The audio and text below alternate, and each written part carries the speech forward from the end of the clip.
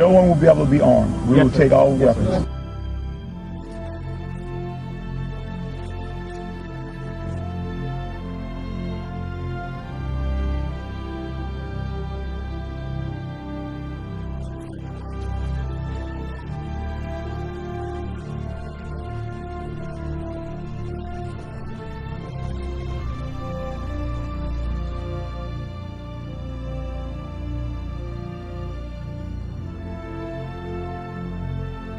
Every service member has an obligation, not just that they can refuse an illegal order or an unlawful order. They have an obligation to.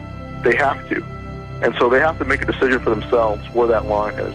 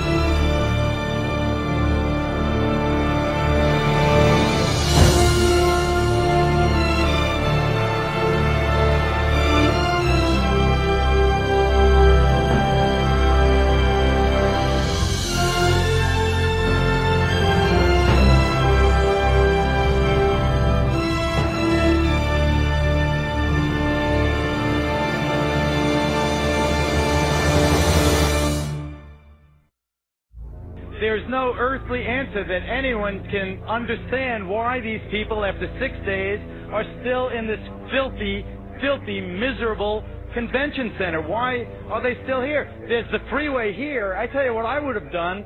What I would still do, I would say, let them walk out of here. Let them walk away from the filth. Let them walk away from the devastation. Let them walk away from the dead bodies in here. They won't let them walk out of there because I'm standing right above that convention center. And what they've done is they've locked them in there. The government said, you go here and you'll get help. Or you go in that Superdome and you'll get help. And they didn't get help. They got locked in there, and they watched people being killed around them, and they watched people starving, and they watched elderly people not get any medicine. And now they know it's happening because we've been telling them repeatedly over and over every day. And you know what they're doing now? And I'm not blaming anyone. I'm telling you what's happening. They have set up a checkpoint at the bottom of this bridge. This is the bridge that takes you from New Orleans over into Gretna, from Orleans Parish into Jefferson's Parish.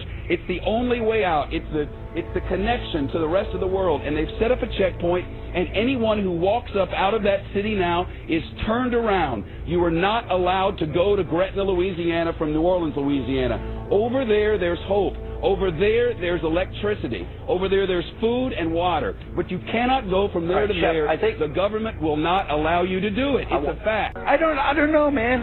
Let them walk out of here. Let them walk the hell out of here. Let them get on that interstate and walk someplace. We had Walmart deliver 3 trucks of water, trailer trucks of water. FEMA turned them back. They said we didn't need them. This was a week ago. We had 1,000 gallons of diesel fuel on a Coast Guard vessel docked in my parish. The Coast Guard said, come get the fuel right away. When we got there with our trucks, they got a word. FEMA says, don't give you the fuel. Yesterday, FEMA comes in and cuts all of our emergency communication lines. They cut them without notice. Our sheriff, Harry Lee, goes back in. He reconnects the line. He posts armed guards on our line and says no one's getting near these lines. That's why we issued our declaration of 10 orders that we will not obey. And what those are designed to do is to get the troops thinking ahead of time about where the line in the sand is in advance. And that's what we're hearing in feedback from people in National Guard units is that in Katrina, that's kind of what happened, is the police and the military there, the National Guardsmen, were caught off guard and really hadn't thought about it in advance. Walking up and down these streets, you don't want to think about the stuff that you're going to have to do if somebody pops around the corner. We shoot in America. Yeah. And what we're hearing is that it won't be the same way next time. There'll be more who will say, no, I'm not going to do that.